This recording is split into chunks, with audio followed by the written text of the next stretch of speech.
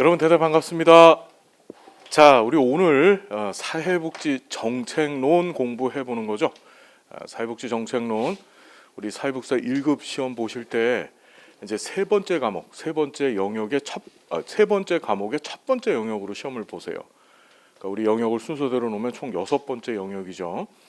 조사론하고 더불어서 제일 많이 어려워하시잖아요. 실제 점수도 뒤따 안 좋습니다.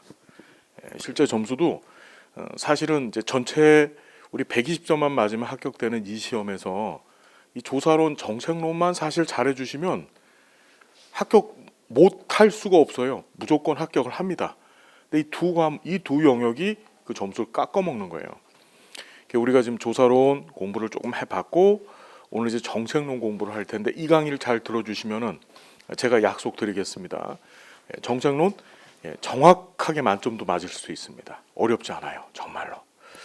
자, 우리 사회복지 정책에 대한 기본적인 큰 틀을 한번 잡아볼 건데,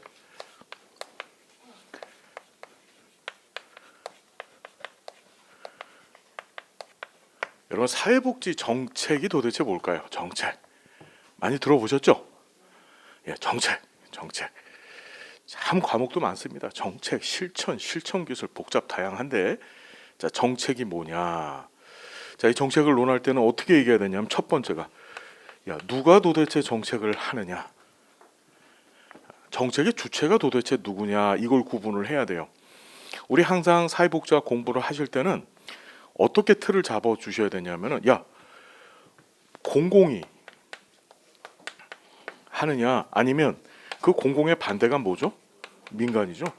공공이 하느냐, 민간이 하느냐. 주로 우리 사회복지 실천은 누가 해요? 공공이에요, 민간이에요? 그렇죠. 사회복지 실천은 현장에서 클라이언트를 대상으로 민간 서비스 제공자들이 서비스 제공하는 거예요. 그게 사회복지사입니다. 그렇죠. 사회복지사들 중에서 공공부문에서 일하는 사회복지사는 사회복지 전담 공무원 하나밖에 없습니다. 시험에도 전담 공무원 얘기가 이 지역사회 복지론에서 출제가 되어지죠. 무슨 얘기인지 이해되세요? 나머지는 다 민간 부문이 하는 거예요. 이해됐나요? 자, 그럼 공공이 있고 민간이 있는데 공공은 다시 두 개로 나누어서 봅니다. 어떻게 나누어서 보느냐 하면 이걸 국가라고 표현을 해요. 뭐라고요? 국가. 자, 이 단어를 잘 기억하셔야 됩니다. 국가. 우리 앞으로 법제론을 공부하실 때 이제 법제론을 볼 겁니다. 법제론을 보면은 항상 국가와 지방자치단체는 이렇게 주어가 국가와 지방자치단체는 이렇게 써 있어요. 항상 그 단어가. 그러면 이때 국가라는 게 뭘 의미하는 거냐면 자, 이걸 뭐라고? 중앙정부라고 하더라. 자, 국가는 뭘 뜻하는 거예요? 중앙정부예요. 중앙정부. 중요합니다. 국가라고 하는 단어가 등장하면 이건 중앙정부야. 그 다음에 플러스 자, 우리나라는 지방자치제도를 하고 있습니다. 알고 계시죠? 지방자치제도 몇 년부터 했나요? 그렇죠. 52년. 맞습니다. 우리 작년 지역사회 복지론 기출문제입니다. 어떻게 됐냐면 1952년 우리 1953년에 한국전쟁 끝나요. 그죠? 재밌는 게 1949년에 지방자치법을 만들어서 전쟁이 뻥 터진 겁니다. 1950년에. 그래서 부산에 임시중앙정부가 만들어지죠. 부산에서 법은 만들라고 시행하라고 했잖아요. 그죠? 시행을 하게 된 겁니다. 몇 년도에 전쟁 한참 하고 있던 52년도에 어떻게? 52년도에 지방자치제도가 처음 시행됐어요. 자, 재작년 시험 문제예요. 그러니까 19회 시험 문제입니다. 19회 시험 문제. 작년이죠. 그러니까 무슨 말인지 알겠나요, 여러분? 그러다가 자, 1995년에 자, 52년 했는데 전쟁 끝나고 나서 어떻게? 이승만 씨, 박정희, 전두환 그렇죠? 여러분 이분들의 공통점은 뭐죠? 전부 다 독재 정권입니다. 독재 정권이에요. 이 독재 정권은 말 그대로 권력을 이렇게 움켜쥐지 이 지방에다가 분권화시키진 않잖아요. 그죠? 그런 특성을 갖고 있다 보니까 그냥 유명무실하게 지방자치제도가 시행이 되질 못했었습니다. 그러다 김영삼 정부 들어서고서 1995년에 처음으로 자치단체장 선거를 실시한 거예요. 이해가 됐나요? 자치단체장 선거를 실시했다. 자, 이 두 가지는 꼭 기억해야 된다. 이건 기출이 됐던 거고 이것도 시험에 나올 것이다. 1995년 처음으로 자치단체장 선거가 시작되면서 자, 지방 자치 제도가 이때부터 이제 본격적으로 시작이 된 겁니다. 자, 요쯤에서 하나 더 보시면 우리나라는 지방 자치단체가 있죠. 이걸 우리 다른 말로 지방 정부라고 그냥 얘기를 하는 거예요. 우리나라는 지방자치단체가 몇 개가 있어요? 어떤 지방자치단체가 있죠? 어떤 지방자치단체가 있나요? 시도 또 예. 그죠? 자, 우리나라에 지방자치법이라고 하는 법이 있어요. 우리 법제론 시간에는 이 지방자치법에서 시험 문제가 꼭 하나 나옵니다. 지방자치법에서 왜 법제론 시간에 조례와 규칙이라고 하는 지방자치법규를 공부하거든요. 무슨 말인지 알겠어요? 그 조례와 규칙에 관한 규정을 어디? 지방자치법에서 다루고 있어요. 그 지방자치법을 쫙 봤더니 우리나라의 행정구역이라고 보통 얘기하잖아요. 법으로 정해놓은 행정구역이 딱 등장합니다. 어떻게 나누냐 하면 시도, 이 시도라고 하는 이 용어 안에는 우리 잘 아시는 특별시, 그 다음에 광역시, 이해됐죠? 예, 그렇죠. 예, 맞아요. 그 다음에 요번에 생긴 게 있죠. 요번에 생긴 게 특례시라는 겁니다. 올해부터 시작된 게. 무슨 얘기인지 이해되세요? 특례시라고 하는 제도가 하나 생겼어요.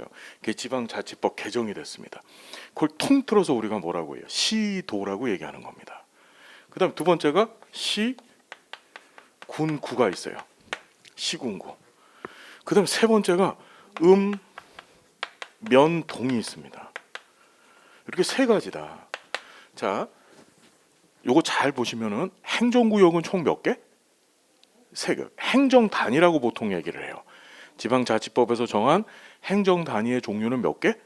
세 개입니다. 세대. 시도, 시군구, 면동. 그런데 이 중에서 자치단체, 우리 자치단체라는 것은 이제 스스로 치리를 할 수 있는 정부를 얘기하는 거예요. 그 자치단체를 시도, 이 시도를 우리가 뭐라고 하죠? 광역자치단체. 무슨 말인지 알겠죠, 여러분? 광역자치단체. 근데 시군구를 이걸 기초자치단체라고 얘기하는 거예요. 다시 뭐라고요? 기초자치단체. 그 읍면동은 자치단체 아니에요. 읍면동은 자치단체 아닙니다. 여러분 이제 6월달에 지방선거 하셔야 되잖아요. 그때 누구 뽑아요?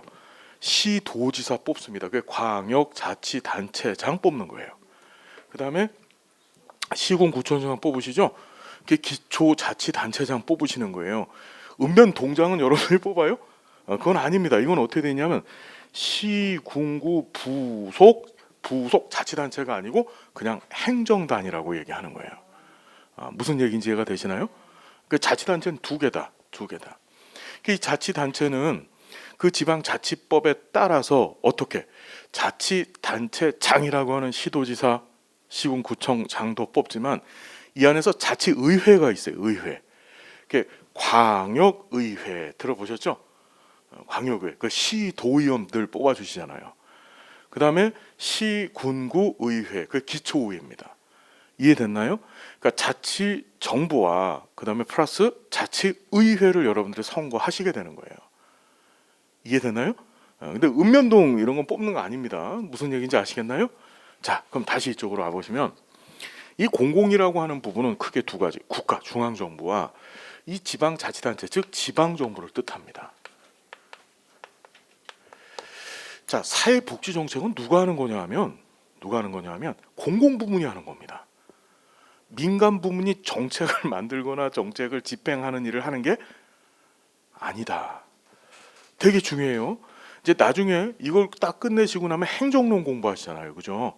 정책론 다음에 행정론 공부하시는데 행정론에서는 어떻게 이렇게 국가에서 또 지방정부에서 만들어 놓은 이 정책을 지역사회 주민들을 대상으로 해서 서비스로 전환시키는데 그 전환시키는 주체가 바로 누구냐? 그 주체가 바로 민간이에요.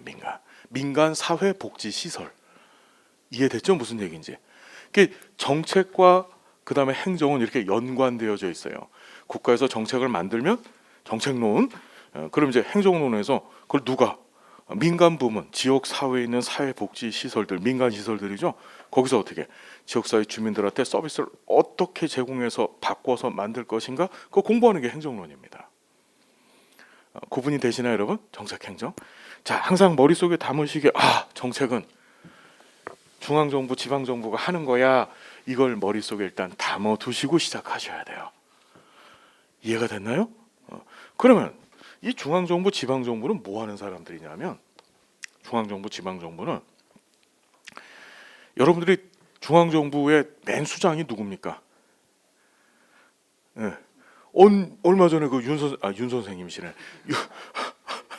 자꾸 윤석열 대통령이신데 그 옛날에 뭐지, 그 윤 선생 영어 생각이 자꾸 나갖고 윤 선생 자꾸 그래요. 그러면 안 되고, 윤석열 대통령님이 이제 중앙정부의 제일 수장이시죠. 그렇죠. 지방정부의 수장은 누구예요? 그렇죠. 시도지사님들 뽑아주시는 거고, 또 시군구청장님들, 그분들이 이제 기초자치단체, 지방정부 기초지방정부의 수장이 되는 거예요. 그분들을 여러분들이 뽑아주셨습니다. 왜 뽑았어요? 잘하라고? 예. 왜 뽑으셨는지 한번 설명 좀 해줘 보세요. 왜 그 사람들을 뽑으셨어요? 그 사람들은 뭘 보고 뽑으신 거예요? 그 사람들을 뽑으신 이유가 있으실 거 아니에요. 도대체 뭘 보고 뽑으셨어요? 잘생겨서? 돈이 많아서? 정책을 잘하라고. 그럼 정책을 잘하라고가 그게 어떤 의미일까요, 도대체? 그렇죠. 권한을 부여해 줬습니다. 왜 권한을 부여해 줬냐 이겁니다. 그 사람들은 뭘 보고 도대체? 자, 이때 뭐가 등장하냐면 가치 얘기가 등장해요. 가치. 따라볼까요? 가치. 되게 중요한 용어야 이게, 가치. 여러분, 가치라고 하는 용어는 사회복지 실천론 시간에 주로 깊게 공부하죠. 근데 정책론 시간에도 가치 얘기가 꼭 등장합니다. 여러분, 가치가 무슨 뜻이에요? 실천론 시간에 공부하셨던 가치. 가치가 무슨 뜻일까요? 가치. 우리 가치에서 윤리가 나왔다, 이렇게 공부했잖아요. 가치에서 윤리가 나왔다. 그 가치가 뭔가요? 그렇죠. 예, 가치라는 게 쓸모 있다. 맞아요. 영어로 이제 value죠, value. value예요. 우리 잘 아시겠지만 이런 얘기 있잖아요. 돼지가 있는데, 이 돼지한테 진주를 줍니다. 진주. 여러분들한테 제가 진주를 줘요. 진주, 여기 싼 진주 아니야, 진짜 진주야. 진짜 진주를 주면 여러분 어떻게 하시겠습니까? 좋아요, 안 좋아요? 진짜 좋단 말이에요.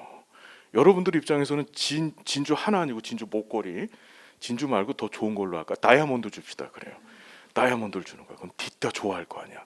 근데 먹을 거밖에 모르는, 당장에 자기 앞에 놓여져 있는 먹을 거밖에 모르는 꿀꿀거리는 돼지한테 진주나 금덩어리나 다이아몬드를 주면 얘가 그걸 좋아할까요? 좋아하지 않지. 필요 없어요. 걔한테 진짜 좋아하는 건 사료, 먹을 거예요. 무슨 말인지 되시나요? 여러분, 가치라는 건 되게 중요한 게, 이 가치라고 하는 용어는 누구한테는 되게 좋은데 누구한테는 별로 좋지 않고 필요 없을 수도 있는 거예요.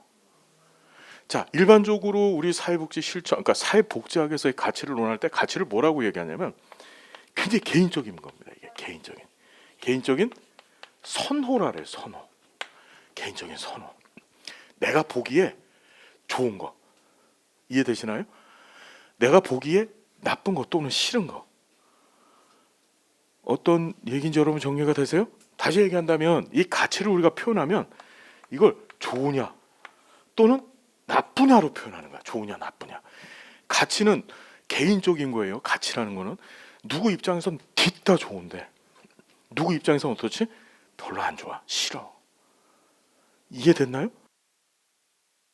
이해됐죠? 무슨 얘기인지. 가치가 뭔지 알겠죠? 가치는 다 이것만 알면 됩니다. 시험에 실천론에선 꼭 등장을 하는데, 가치라는 것은 개인이 추구하는 선호다. 그래서 표현될 때는 어떻게 표현돼? 좋으냐? 나쁘냐? 이렇게 표현이 되어진다. 이해가 되셨나요, 여러분? 반면에 윤리라는 게 있습니다. 윤리. 가치와 윤리와의 관계를 우리 같이 한번 같이 공부해 봅시다. 자, 윤리라는 건 도대체 뭐냐? 이 가치가 가치가 집단 내에서 일반화된 거예요. 가치가 어떻게 됐다고요? 집단으로 넘어가서 집단 내에서 일반화된 거야. 이게 도대체 무슨 소리냐면, 자, 너 잘 들어, 잘 들어. 네가 다른 가치는 다 틀려도 된다. 가치는 사람마다 다 틀릴 수 있어요, 그죠? 좋으냐 나쁘냐, 내가 보기엔 이 하얀색을 놓고 되게 좋아. 이건 내 가치에 의해서 판단한 거예요. 또 어떤 사람 보기엔 나 하얀색 별로야. 나는 여기 지금 여기 무슨 색이야? 연두색이 좋아. 이렇게 얘기하는 사람이 있단 말이에요. 그죠? 그런데 네가 우리 집단에 들어와서 우리 집단의 구성원이 되고 싶냐? 싶으면 다른 가치는 다 틀려도 되는데 이 가치만은 공통으로 갖고 있어야 네가 우리 집단의 성원이 될 수 있어. 그걸 윤리라고 하는 거예요. 윤리는 그래서 뭐라고 얘기하냐면 집단 내에서 일반화된 가치라고 얘기를 해요. 집단 내에서. 이게 도대체 뭐냐? 여러분, 사회복지사라고 하는 집단이 있잖아요, 그죠? 복지사들은 다른 가치는 다 틀려도 돼요. 뭐가 좋고 나쁘고, 뭐 나는 커피를 좋아해, 아니야 나는 저 커피 싫어해, 다 틀려도 되거든요. 근데 두 가지 가치만은 반드시 갖고 있어야 돼요. 그래야만 사회복지사 집단 안에 들어올 수 있어요. 그 첫 번째를 인간의 존엄성 가치라고 얘기를 해요. 다시 뭐라고 한다고요? 인간의 존엄성. 아이고 중요하다. 인간의 존엄성. 인간의 존엄성이 무슨 뜻이에요? 다른 어떤 조건도 필요 없습니다. 인간이라고 하는 하나의 이유만 갖고 있으면 우린 그들을 어떻게? 존엄한 존재로 여겨야 돼요. 그게 사기꾼이건 강간범이건, 자꾸 범죄자 얘기만 하지?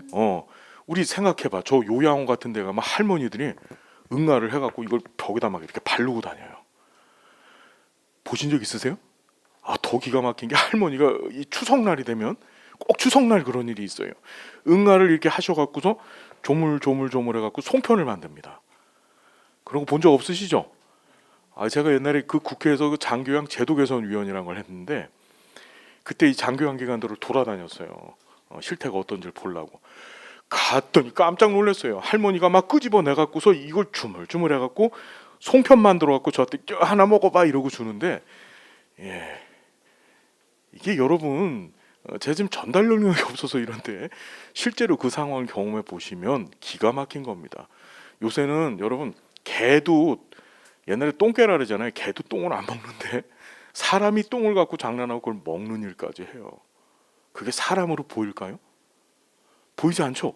그럼에도 불구하고 인간이라고 하는 하나의 이유만으로 우린 그들을 어떻게 존엄한 존재로 여기고, 그리고 어떡하지? 그들한테 최상의 서비스를 제공하기 위해서 노력하죠. 그게 우리 복지사예요. 그게 이해됐나요? 복지사가 사람 미워하거나 사람을 경홀히 여기거나, 그러니까 낮게 여기거나, 그렇죠, 좋은 서비스 제공하지 아니하려고 하는 거 사회복지사가 아니라는 거예요.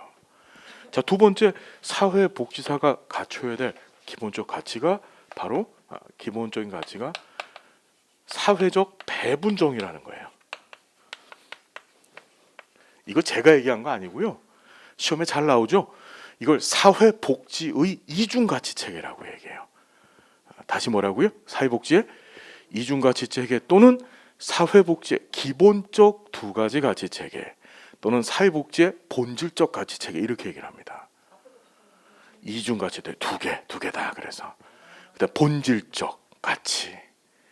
그럼 이건 뭐냐? 배분정이라는 게 배분, 디스트리뷰션, 나눈다는 뜻이에요.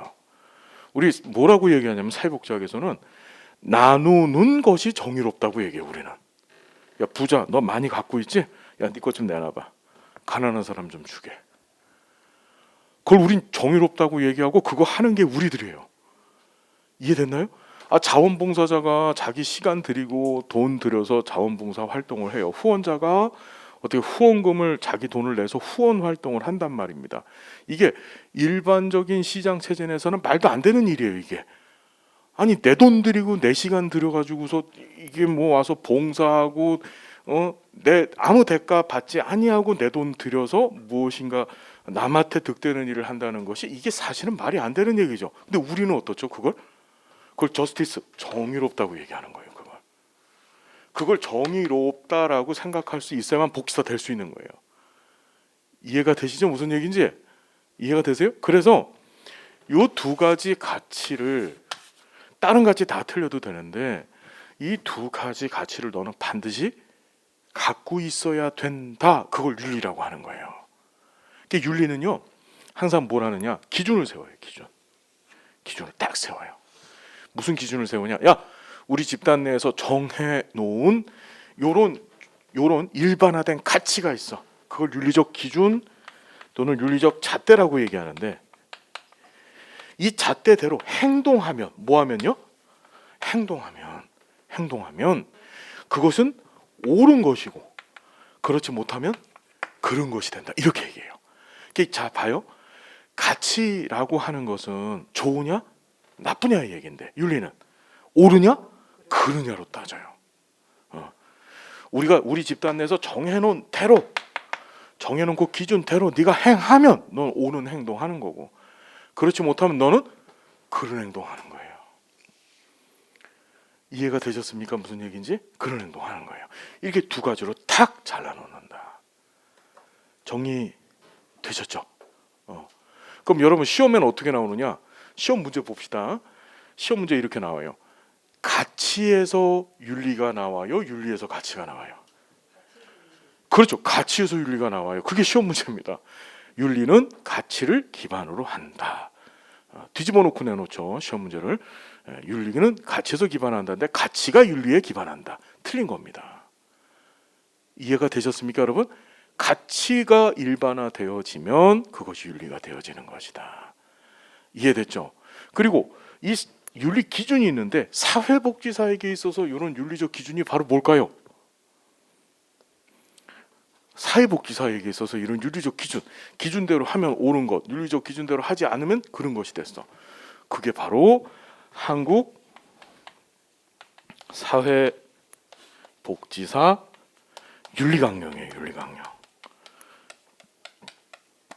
뭐라고요, 여러분? 사회복지사 윤리강령. 그 윤리강령이 시험에 반드시 출제가 된다. 한 문제가. 무슨 시간에? 실천던 시간에. 윤리강령 몇 년도에 만들어지죠, 여러분? 한국 사회복지사 윤리강령이 몇 년도에 제정이 되어졌어요? 87년? 몇 년도냐면요. 요거 몇 년도냐면 미국은 1921년도에 NHS라고 해서 미국 사회복지사 협회가 만들어져서 20년대. 근데 우리나라는 한참 뒤에 만들죠. 어떻게? 우리도 이런 게 필요해. 빨리 만들 필요가 있었던 거예요. 뭐 만들 필요가 있다고요? 빨리 만들 필요가 있어서 빨리. 그래서 1982년도에 만든 거예요. 뭐 할 필요가 있었다고요? 빨리 만들 필요가 있었어. 그래서 한국 사회복지사 윤리강령은 1982년, 빨리 만들 82년에 만들어졌다는 거 꼭 좀 기억해 두십시오. 알았죠? 오케이. 자, 그럼 다시 일로 갑니다. 정책은 가치를 나눠요. 가치를 얘기합니다. 가치를. 우리 그렇잖아요. TV에 정책 뭐 무슨 문재인 정부에서 무슨 부동산 정책을 했습니다. 이렇게 표현이 나오면, 그게 나오면 어떤 분들은 그걸 놓고서 쟤 잘하고 있어. 저 정책 잘하고 있어. 이렇게 얘기하시는 분들이 있는데, 한쪽에서는 저 죽일 놈, 저 주사파 빨갱이 이렇게 얘기하고 계신 분들도 계셔. 무슨 말인지 되세요? 정책은 엄격히 얘기하는데 가치에 관한 얘기예요. 가치에 관한 얘기. 왜? 사람마다, 국민들마다 그 정책을 선호하는 자가 전혀 다 틀려요. 좋아하는 자, 그렇죠? 싫어하는 자가 명확하단 말이에요. 여러분들이 그 발음이 잘 안 돼. 그분은 왜 발음이 안 될지 모르겠어. 윤석 씨, 하여튼 윤석열 씨를 뽑아 주셨는데, 그건 왜 뽑은 거냐면 그 사람이 갖고 있는 국가 정책에 관한 가치를 여러분들이 좋아하셔서 뽑아 주신 거야. 그렇게 정의 내려야 되는 거예요. 이해됐죠? 그가 추구하는 것, 그가 생각하는 것이 여러분들이 좋아서, 그렇죠? 40몇 %가 그분을 뽑았다 그랬죠? 그 40몇 %는 그 가치를 좋아해 줘서 뽑아주신 거야. 그분들이. 이해가 됐나요? 어떤 얘기인지? 자, 그래서 보세요. 가치가 있는데 이 국가나 또는 지방 정부가 갖고 있는 자신들의 가치가 있어요. 가치가. 그렇죠. 그걸 보통 민주주의 국가에서는 지금 말씀드린 것처럼 일종의 선거 제도 같은 걸 통해서 이 사람들 뽑아주고 그럼 뽑아주는 순간에 뭘 준 거냐면 여러분들이 야 니네는 니네들이 갖고 있는 가치를 한번 우리 국민들한테 실현해봐. 실현할 수 있는 힘을 줄게. 그걸 일반적으로 공권력이라고 얘기하죠. 그걸 부여해 준 거야. 야, 너 인사권도 줄 테니까 네가 원하는 보건복지부 장관 뽑아봐. 그렇죠? 그 보건복지부 장관한테 시켜가지고서 예산도 줄 테니까 그 돈 갖고, 그렇죠? 그 예산 가지고 그 다음에 그 뭐 인력도 주고 할 테니까 그거 갖고서 니네 가치를 한번 국민들한테 실현시켜봐. 그걸 우리가 뭐라고 얘기하냐면 가치의 권위적 배분이라 그래요. 이 단어가 잘 나오죠. 예. 가치를 권위적이라는 말이 여러분들이 준 공권력 있잖아요. 그죠? 선거를 통해서 부여준 공권력을 갖고 국민들한테 강제로 적용할 수 있다는 얘기예요. 그걸 어떻게 배분, 지네들이 갖고 있는 가치를 국민들한테 어떻게 나눠주는 거예요. 나눠주는 거. 자, 그래서 사회복지 정책은 간단히 얘기하면 국가, 지방 정부와 같은 공공 부문이 자신들이 갖고 있는 가치를 누구한테? 국민들한테 권위적으로 배분하는 활동이다. 이게 끝이에요. 자, 시험 문제 이렇게 나왔죠? 자, 사회복지 정책은 가치를 권위적으로 배분하는 활동이다. 맞아요, 틀려요? 맞다. 이해됐나요? 그러다 보니까 자, 우리 시험에 정책론 시험에 꼭 하나 등장하는 건 뭐냐면 이놈의 가치가 뭐냐를 묻는 문제가 자꾸 나오는 거예요. 반드시 한 문제가 나와요. 가치를 권위적으로 배분한다고 했는데 그다음 도대체 이 가치가 무엇이냐? 가치 문제는 세상 결단 나도 꼭 나오는 겁니다. 이해됐죠? 무슨 얘기인지. 자, 그 얘기를 지금 볼 거예요. 요거 지워도 되죠, 이제? 다시 요거 기억하셔야 돼요. 가치의 권위적 배분. 그럼 사회복지 정책은 가치 지향적일까요? 아니면 가치 중립적일까요? 가치 중립이라고 하는 얘기는 가치가 반영되어 있지 않다, 좋다, 나쁘다 얘기를 하지 않겠다는 얘기인데, 근데 가치 지향적이라는 건 그 반대죠. 좋다, 나쁘다를 논하겠다는 거예요. 그럼 사회복지 정책은 가치 지향적이에요? 가치 중립적이에요? 당연히 지향적이야. 그게 시험에 3번 나왔다. 3번쯤까지. 정책은 가치 지향적이다. 하나도 안 어려운 얘기죠. 그러니까 되게 재밌는 게 뭐냐면 우리 각 정부의 정책들이 쫙 나오잖아요. 나오면은 그걸 놓고 TV에 이제 언론상에 나와. 그걸 놓고서 저 죽일 놈 살릴 놈 이럴 소리를 할 필요가 없어. 우린 보면서 그냥 우린 뭐야? 쟨 좋아, 쟨 싫어. 이렇게 얘기하는 게 맞는 거예요. 가치 얘기이기 때문에. 그걸 놓고서 마치 그냥 막 눈에 불을 켜고서 가 죽일 것처럼 살릴 것처럼, 그거 참 어리석은 바보입니다. 이해가 됐냐? 그냥 좋으냐 나쁘냐고. 나중에 여러분들이 좋으시면 그 사람 더 한번 선거 때 공권력 주시면 되고, 권위적 배분할 수 있게.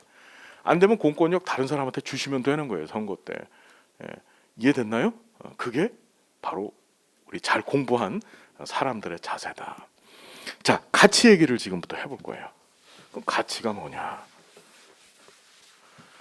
이거 지워도 되죠? 이제 확실히 이해 쓰셨죠? 이제 이해를 해주셔야 돼. 이해하지 아니하고 공부하면 다 쓸모없는 지식이 돼버립니다. 나중에 제가 바라는 게 있다 그랬죠? 여러분들 잘 공부하셔서 가르치는 일 여러분들 해주세요. 제발 부탁입니다. 가르치는. 나중에 제가 그런 것들을 만들 거예요. 우리 강사님들 양성 과정 뭐 이런 것들 지금 대학들하고 얘기하고 있거든요.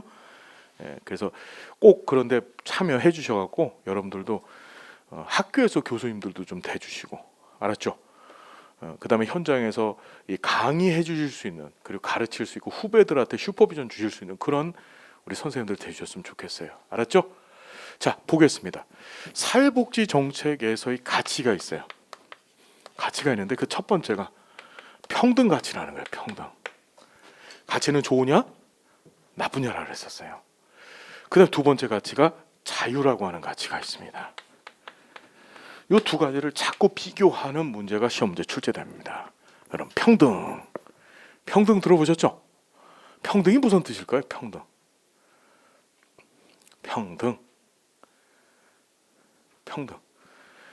정책에서 다루는 평등의 개념을 잘 정리를 하셔야 돼. 자, 사회복지 정책은 요 시험 문제도 한번 나온 적이 있었었는데 사회복지 정책과 경제 정책은 밀접한 관련이 있다 이렇게 출제된 적이 있었습니다. 그러니까 사회복지 정책과 경제 정책은 밀접한 관련이 있을까요, 없을까요?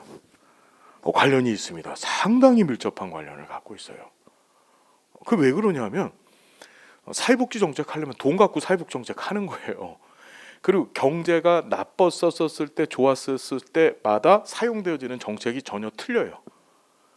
무슨 얘기인지 되시죠? 경제가 나빠지면은 가난한 사람들, 힘든 사람들 숫자가 많이 늘어나기 때문에 주로 공공부조 정책 쪽으로 확산이 되어지고, 경제가 좋아지면은 보험료를 낼 수 있는 사람들 숫자가 많아지기 때문에 사회보험 정책들이 많이 활성화되어지는 경향이 커요. 이해됐나요? 자, 그런 건 걷어치고, 자, 여기 보시면 평등이란 건 뭐냐? 경제학에서는요, 기본적인 전제가, 경제학에서는 이 세상의 자원은 한정되어져 있다. 다시 뭐라고요? 자원은 한정되어져 있다. 이게 경제학 기본, 경제학 원론책을 딱 피면 첫 번째 경제학을 이해하기 위한 기본적인 기초, 기반이 그 원리입니다. 자원이 무궁무진하다고 한다면 내가 원할 때 나 이거 갖고 싶어, 그냥 바로 가질 수 있고, 나 이거 나 갖고 싶어 했었을 때 무조건 내가 소유할 수 있다면 이 세상에 경제학이라는 거, 사회부 다 아무것도 필요 없어요. 이해됐죠? 무슨 얘기인지. 자, 평등이란 건 이 한정되어져 있는 자원을 어떻게 사람들한테 나눠주는 게 좋을까? 어떤 식으로 자원을 나눠주는 게 좋을까? 그게 평등 가치예요. 이해됐나요? 자, 그러면 자, 평등은 다시 세 가지가 있는데, 첫 번째가 산술적, 시험에는 산술적, 수량적, 주로 수량적 평등이라고 하는 게 제일 많이 나와요. 수량적, 결과의 평등이 있고, 자, 두 번째가 비례적 평등이 있어요.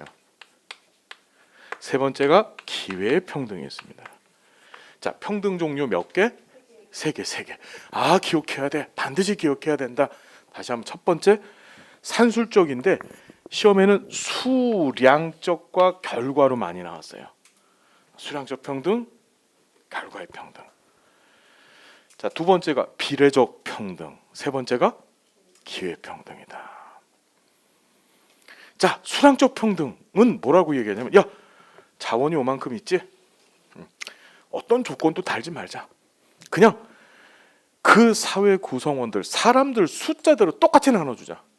야, 피자가 여기 한 판 있는데 10명이 있어. 사람이 10명, 국민이 10명입니다. 사람이 10명이고 피자가 큰 것이 한 판 있어요. 근데 이 피자를 사기 위해, 피자 값이 10,000원인데 이 10명 중에서 한 사람이 5,000원을 지불했고, 한 사람은 2,000원 지불했고, 한 사람은 3,000원 지불했고, 나머지 7명은 한 푼도 지불하지 아니하였어요. 그럼에도 불구하고 이 피자를 똑같이 10등분을 나눠서 이 10사람한테 똑같은 크기로 배분하는 것이, 그게 좋은 것이다. 그게 좋은 것이다. 무슨 말인지 되세요? 그걸 무슨 평등? 수량적 평등, 결과의 평등이라고 얘기하는 거예요. 무슨 말인지 되시나요? 여러분, 이게 좋아요? 그렇죠. 우리 이제 공산주의라고 하는 표현을 이제 정책론에서는 그렇게 다루지 않고, 그걸 공산주의라고 하지 않고 마르크스주의라고 공부해요. 마르크스주의 또는 다른 말로 급진적 사회주의라고 공부해요. 마르크스주의, 급진적. 지금 말씀 잘하셨어요. 이제 뒤에서 복지 국가의 유형화 이론 가운데서 이제 조지하고 윌딩이라고 하는 사람이 이데올로기, 이념에 따라 복지국가 유형화를 시켰었을 때 마르크스주의가 등장하거든요. 그 마르크스주의자들이 추구하는 평등이 바로 이거예요. 우린 이게 좋은 거야. 결과의 평등대로 살고 싶어. 그 얘네들은 어떡하죠? 일을 하지 아니하여도 그 국가 구성원이면 자원을 똑같이 배분해야 된다. 웃긴 건 일을 뒷담 많이 한 사람한테도 자원을 똑같이 주는 거야. 뭐냐? 걔네들은 배급제라는 걸 하잖아요. 배급제라는 걸 해가지고 쌀농사를 열심히 져서 논에서 쌀농사를 열심히 진 사람 A라고 하는 사람이 있고, 그 다음에 일을 아무것도 안 한 B라고 하는 사람이 있어도 둘 다 야 하루 네가 먹고 살기에 필요한 칼로리 계산을 해서 쌀 500g 너도 500g. 얘는 뒷대 열심히 일했는데 얘는 일하지 않았어도 둘 다 500g씩 줘버립니다. 그게 무슨 평등하는 거예요? 그게 결과의 평등, 수량적 평등이에요. 이해가 됐죠? 자, 두 번째가 비례적 평등이 등장합니다. 시험에 자꾸 나오는 게 이 비례적 평등을 다른 말로 형평,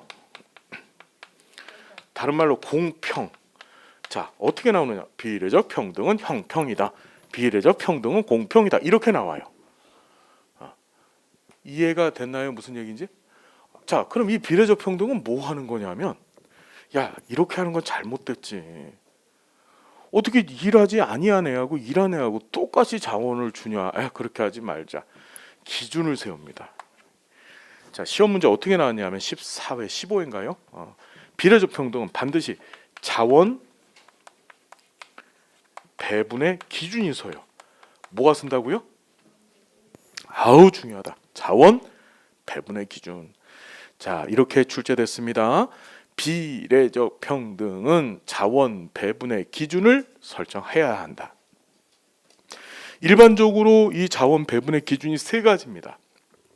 이 세 가지를 정말 잘 알고 있어야 돼요. 그게 기여, 욕구, 능력이에요. 이걸 뭐 이제 능력을 업적이라고도 표현을 하고 하는데 그런 거 보지 마시고 일단 세 가지 따라서 기여, 능력, 기여, 욕구, 능력. 시작. 기여, 욕구, 능력. 한 번만 더. 기여, 욕구, 능력. 이게 중요합니다. 이 자원 배분의 기준에 따라서 자원을 상이하게, 상이라는 게 무슨 소리죠, 여러분? 사람들마다 다르게 나눠주는 거. 야, 그게 좋은 거야. 그게 가치 문제라고 보면 말씀드렸죠. 그게 좋은 거야. 라고 하는 게 바로 비례적 평등이다. 무슨 얘기인지 되세요? 자, 기여를 많이. 자, 정책론에서 이 기여라고 하는 것은 자원 획득을 하는데 소요되어지는 재정을 누가 어떻게 마련해 줬느냐. 그래서 일반적으로 이 기여라고 하는 용어를 많이 사용하는 제도가 사회보험제도예요. 무슨 제도요? 사회보험제도입니다. 사회보험제도에서 우리가 내는 보험료 있잖아요. 그걸 정책론에서 기여금 따라붙다. 기여금이라고 하는 거예요. 기여금. 여러분들이 내는 보험료. 무슨 말인지 되세요?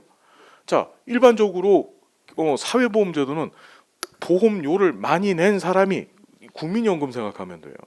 보험료를 많이 낸 사람이 나중에 늙어서 연금 보험료를 더 많이 수령하죠. 그죠?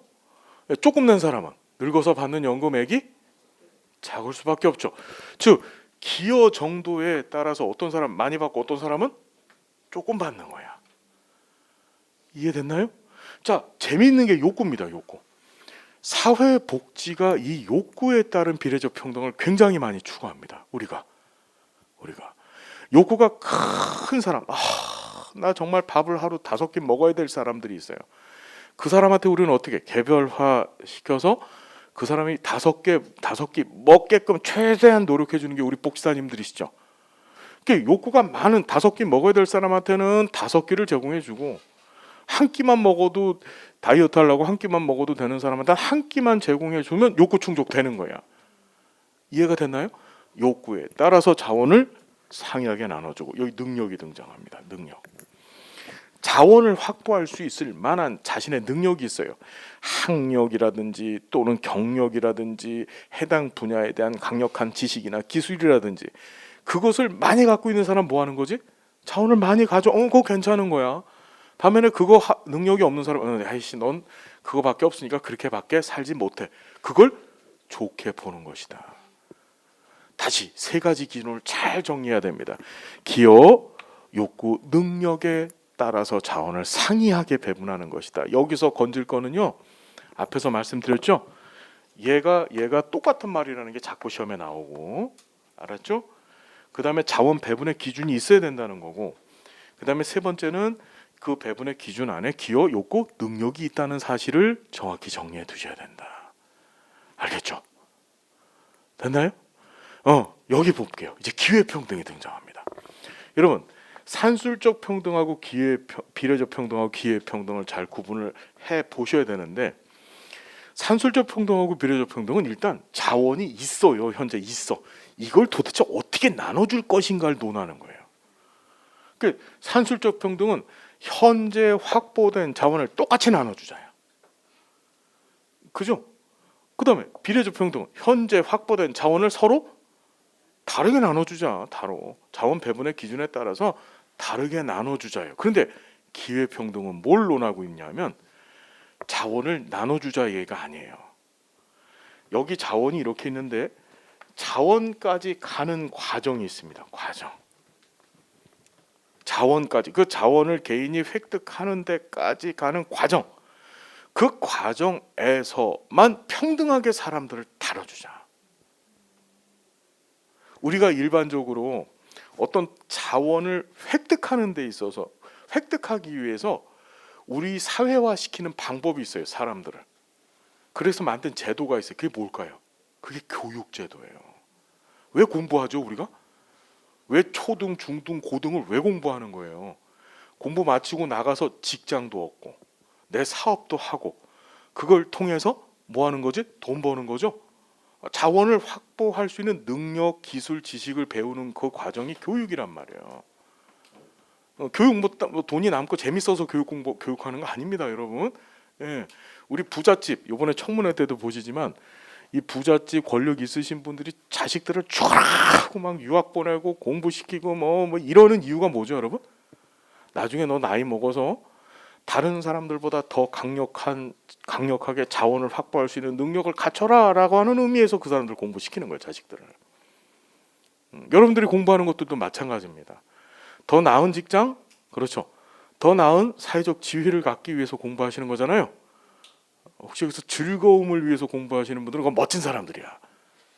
자, 그래서 이 기회평등의 가장 대표적인 사회보장 제도가 바로 교육제도예요. 교육자가 등장하면 이건 기회평등이에요.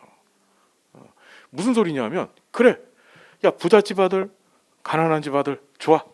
너네들 국가에서 무조건 초, 중, 고까지 무상으로 교육시켜줄게. 무상으로. 그럼 뭐가 같아지는 거냐면 그걸 출발선이라고 얘기하는데, 동등한 출발선. 뭐예요, 여러분? 출발선. 같은 출발선, 같이 똑같이 초, 중, 고를 공부시켜 줄 테니까 출발선은 같아요. 출발선은 해줄 테니까 나중에 그 자원을 실제로 획득하고 못하고는 그건 전적으로 누구 책임이에요, 그건요? 그렇죠. 그건 본인의 책임으로 묻는 것이 맞다라고 보는 것이 그게 바로 기회평등 가치다. 하나 빠뜨렸어요. 이 비례적 평등이 반영되어진 대표적인 제도들을 묻는 게 자꾸 등장해요. 자, 기회평등은 시험 문제 나오면 교육이나 또는 우리 할당제라는 게 있어요. 여성 고용 할당제, 그렇죠? 그다음 고령자 고용 촉진법이라고 하는 법에 따른 고령자 할당제. 이건 뭐냐? 그러니까 할당제는 사실은 기회 평등보다 조건의 평등인데 그 다시 뒤에 가서 하고요. 이거부터 보자고요. 그냥 기회 평등은 무조건 뭐 교육 생각하시면 돼. 교육. 그것만 생각하셔. 알았죠?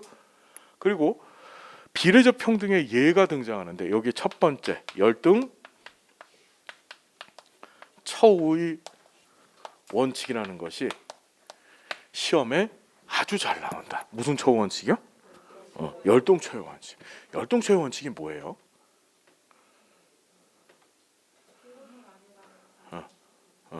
열등 처우의 원칙.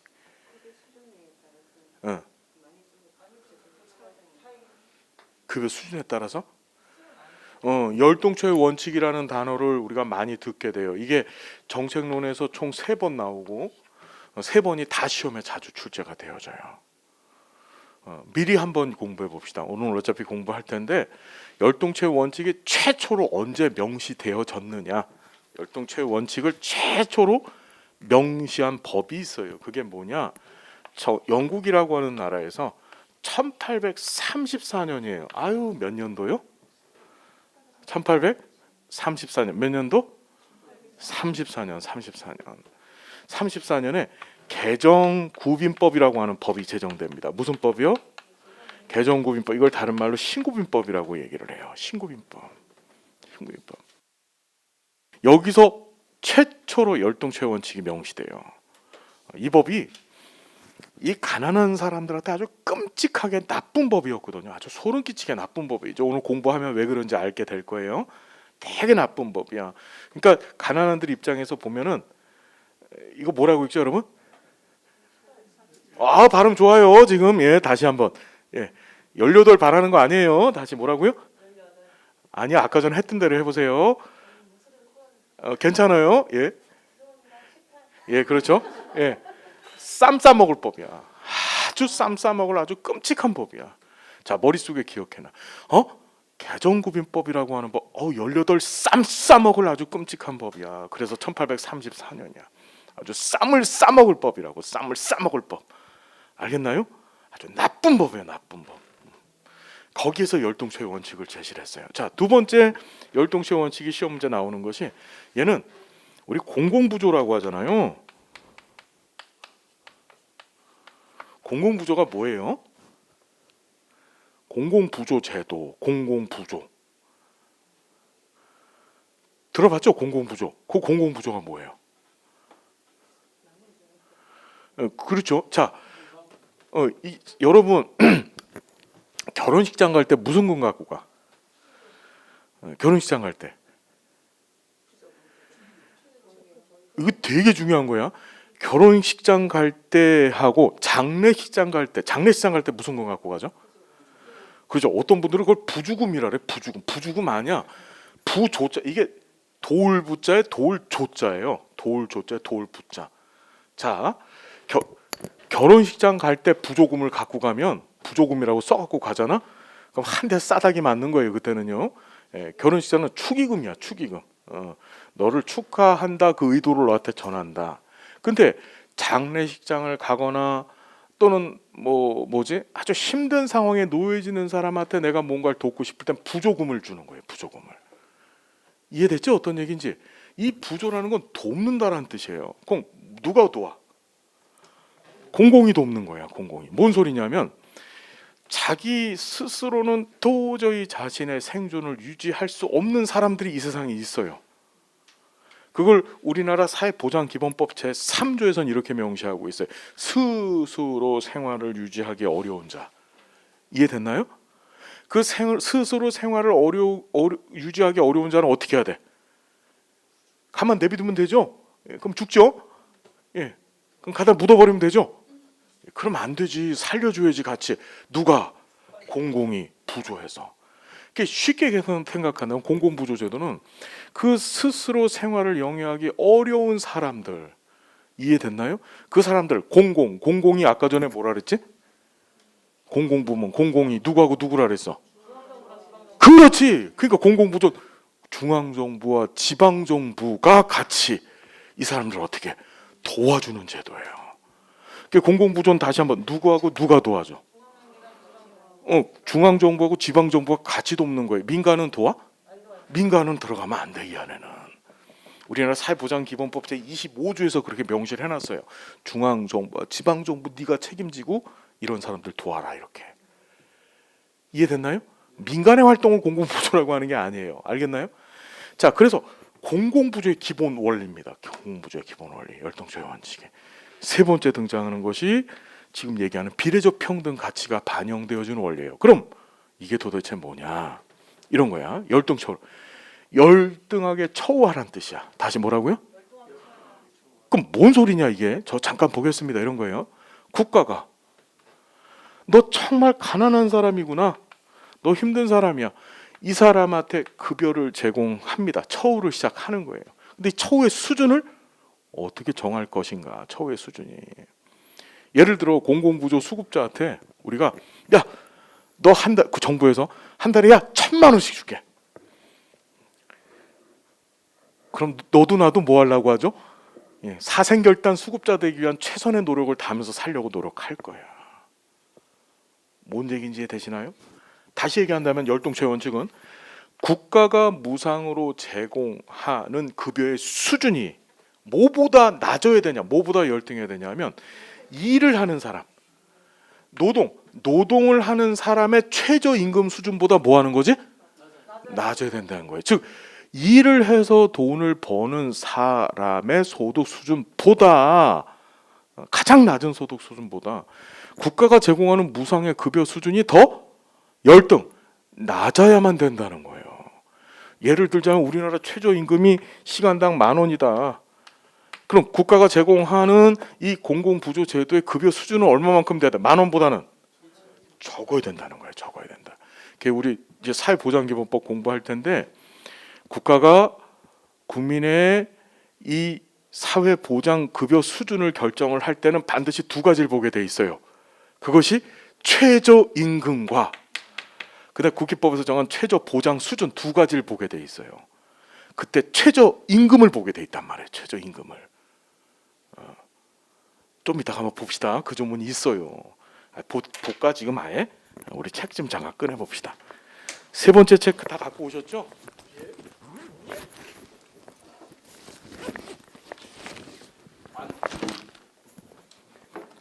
자, 보시면 세 번째 책에 법제가 있어요. 법제.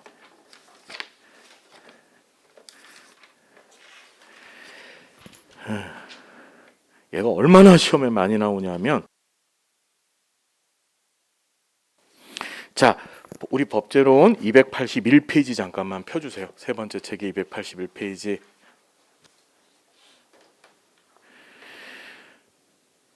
지금까지 시험에 자그마치 3번이나 나왔어요. 3번. 자, 제 10조 보이세요? 사회보장기본법 10조. 거기 보면 이렇게 써 있어요. 10조 2항. 국가는 관계 법령이 정하는 바에 따라 최저보장 수준과 최저임금을 매년 공포해야 되고, 그래놓고 3항을 봤더니 국가 지자체는 최저보장 수준과 최저임금을 고려해서 사회보장급여 수준 정하라고 해놨죠. 뭘 고려하래요? 최저임금을 고려하랍니다. 최저임금을. 이유가 뭘까? 최저임금보다 더 줘야 돼, 말아야 돼? 더 주지 말아야 된다는 의미가 있는 거예요. 이게 열동체의 원칙에 관한 얘기를 하고 있는 거예요. 그 다음에 자, 어디 보시냐면 바로 옆에 3조 있잖아요. 3조. 제 3조의 3호를 보면 공공부조란 보이세요? 봤더니 국가와 지방자치단체 책임하에 누구 책임? 이걸 아까 전에 뭐라 그랬죠? 그게 공공이라 그랬잖아요. 공공 책임하에 모든 생활 유지 능력이 없거나 생활이 어려운 국민의 최저 생활 보장하는 것이다. 이 최저 생활을 우리가 보통 생존권 보장이라고 얘기를 해요. 생존권 보장이라는 게 사람이 생존하려면 최소한 먹어야 될 게 있고, 최소한 입어야 될 게 있고, 그죠 여러분? 거기까지만 보장하겠다는 거야. 거기까지만. 무슨 말인지 알겠나요? 넉넉하게 보장하겠다? 아니에요. 굶어 죽지만 않게 하고 얼어 죽지만 않게 하겠다. 그게 최저 수준 보장하는 거예요. 그게 공공부조 제도다. 열동체의 원칙 뭔지 이해되시나요? 자, 그럼 이게 왜 열동체의 원칙이 비례적 평등 가치가 반영되어졌냐 면 셋 중에 어느 걸까요? 세 가지 자원 배분 기준 중에서 기여의 기여. 야, 너 일을 안 했잖아. 너 세금도 안 냈잖아. 너 여기 일하는 사람 있잖아. 얜 일했는데 일했으면 반드시 세금이 나오죠. 근로소득세가 나와. 너 일해서 세금도 냈잖아. 얘보다는 처우가 어떻게 해야 돼? 열등? 해야 된다는 거예요. 그래서 자원의 배분 기준 중에서 이 기여가 반영되어진 게 바로 뭐죠? 열등처의 원칙이에요. 비례적 평등 가치가 반영되어졌다. 열등처의 원칙 너무 잘 나온다 시험에. 자, 미리 공부합니다. 열동체 원칙은 이렇게 세 군데서 쫙 나온다. 처음에 어디에서 했다고요? 1834년 개정구빈법에서 처음으로 명시되어졌다. 하나 기억해야 되고, 두 번째 공공부조제도의 기본 원리다. 이해됐나요? 세 번째, 비례적 평등 가치가 반영됐다. 이렇게 세 군데서만 나온다. 절대 다른 데서 나오지 않는다. 다른 데서 나오면 그건 전부 제 책임이다. 알겠죠? 나올 수가 없기 때문에 이렇게 얘기 드리는 겁니다. 예, 믿으세요. 제가 강의하는 거 믿으시면 합격을 넘어서서 꿈이 보여집니다. 알았죠? 자, 정리되셨나요? 자, 혈통처분. 그 다음에 하나 더 예가 있는데 비례적 평등 예가 보험 수리 원칙이라는 거예요. 무슨 원칙이요? 보험 수리 원칙이라는 게 뭐죠, 여러분? 이게 사회보험 얘기하는 건데 사회보험, 민간보험 다 마찬가지야. 많이 내면 나중에 많이 받고, 조금 내면 나중에 조금 받고, 그걸 보험 수리 원칙이라고 얘기하는 거예요. 그것도 뭐 한 거지? 네가 기여 많이 했니? 많이 했으면 나중에 많이 받고, 보험료 많이 냈으면. 네가 기여 조금 했니? 그럼 넌 조금 받고. 이해됐죠? 자, 이 두 가지 예시를 반드시 기억해 두셔야 된다. 알겠죠? 자, 제도로 따진다면 요것도 보셔야 돼. 이 수량적 평등 가치가 반영되어진 사회 보장 제도가 있어요. 그 공공부조 제도입니다. 무슨 제도요? 자, 우리 요 얘기 좀 잠깐 해봅시다. 5분만 쉬었다가 합시다. 잠깐만 쉬었다가 10분만 쉬어서 11시 5분에 다시 강의 시작하겠습니다. 아시겠죠? 예, 잠깐 쉬고 지나가겠습니다. 고맙습니다, 여러분.